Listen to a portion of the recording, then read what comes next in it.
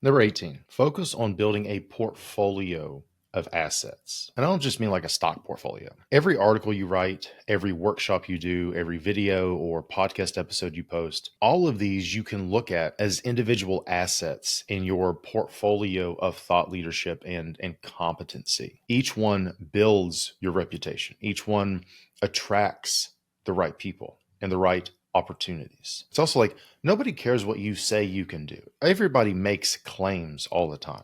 They don't care what you say you can do. They care about what you've actually done. And like the number of times I've, reached out to somebody who I felt was like a higher level than me. What most people do when they get hit up a lot is, let's say on Twitter. I'll hit somebody up on Twitter and then they will look at my profile and they'll say, okay, well, here's this guy, Corey. He's hit me up.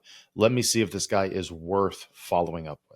And one thing they do a lot of times is they look through what have you posted? What ideas have you shared? Whether that is on social media or a lot of times they'll go to your website. At least in my case, they'll go to my website and then they'll look through the articles I've posted, or they'll see the podcasts I've put out or the podcasts I've been on, then maybe even watch one or two. Because again, each of these is an asset in my portfolio.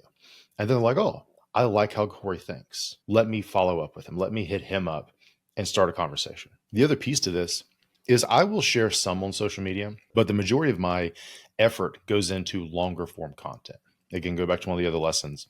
YouTube has a long lifespan, right? There's some videos that'll pop off 10 years later. Then I have my newsletter and my website. Because if I only post something to Twitter or even LinkedIn in a couple days or a couple weeks, nobody's ever going to see it again. That isn't really a good asset because assets are meant to compound in value over time. Versus like an article on your website, people will find those years and years later. So again, every time I think about putting out a piece of content, I think about it as how can this be an asset that adds to the value of my portfolio and will continue to increase in value over time.